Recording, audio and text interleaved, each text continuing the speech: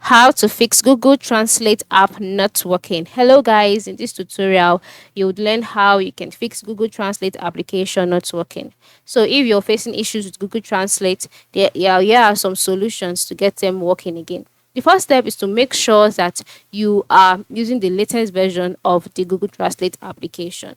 And how do you do so? Just go to your Play Store and click on your Play Store application. Then once you've opened up your Play Store application, go to the search box and then type out Google Translate.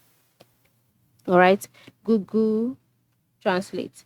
Then once you've done that, you can now see, once you've selected the application, you can see that the application has been installed. Now, if there is a latest update on the application, instead of the option update open here, you will see the option update instead. All right, so once you can see update, just click on it and update the app. So once the app has been updated, definitely it should start working. But if you try that and it's still not working, the next thing would be for you to clear your app's cache and storage. And how do you do so?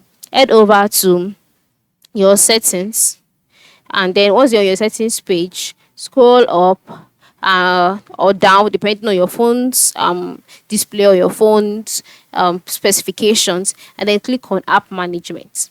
Then click on app list, and you can decide to search out the application, which is Google Translate.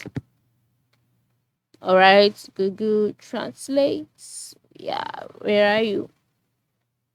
Okay,